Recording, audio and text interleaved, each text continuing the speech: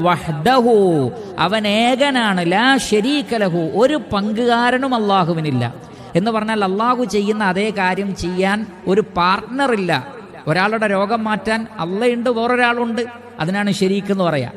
ഒരാൾക്ക് കുട്ടിയെ കൊടുക്കാൻ അള്ളാഹുമുണ്ട്, ഇന്നാലിന്ന തങ്ങളുമുണ്ട്, ഇന്നാലിന്ന വലിയുമുണ്ട്, ഇന്നാലിന്ന ഷെയ്ഖുമുണ്ട്. അപ്പോൾ രോഗം മാറ്റാൻ ഷെയ്ഖിന് കഴിയും, പ്രാർത്ഥനക്കുത്തരം നൽകാൻ ഷെയ്ഖിന് കഴിയും, കുട്ടികളെ നൽകാൻ ഷെയ്ഖിന് കഴിയും. അള്ളാഹു കാണുന്നത് പോലെ കാണാൻ ഇന്നാലിന്ന ആളുകൾക്കൊക്കെ കഴിയും. അള്ളാഹു കേൾക്കുന്നത് പോലെ കേൾക്കാൻ ഇന്ന ആളുകൾക്കൊക്കെ കഴിയും. അള്ളാഹു ഉത്തരം നൽകുന്നത് പോലെ ഉത്തരം നൽകാൻ ഇന്ന വലിയകൾക്ക് കഴിയുമെന്ന് പറഞ്ഞാൽ അതിനാണ് പങ്കുകാരുണ്ട് എന്ന് പറയൽ. എന്നാൽ അള്ളാഹുവിന് ലാ ശരീക ലഹു, അള്ളാഹു ചെയ്യുന്ന കാര്യങ്ങൾ ചെയ്യാൻ അള്ളാഹു പങ്കുകാരെ നിശ്ചയിച്ചിട്ടില്ല. അങ്ങനെ ഒരു പങ്കാളിയില്ല. അള്ളാഹുവിന് പകരം നിന്ന് പ്രവർത്തിക്കാൻ സൃഷ്ടികളിൽ ഒരാൾക്കും സാധ്യവുമല്ല.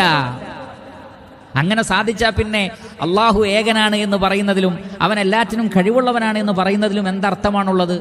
അള്ളാഹു ചെയ്യുന്ന കാര്യങ്ങളൊക്കെ സൃഷ്ടികളും ചെയ്യുമെങ്കിൽ അപ്പോൾ അത് അള്ളാഹുവിൽ വ്യക്തമായി പങ്കുചേർക്കൽ.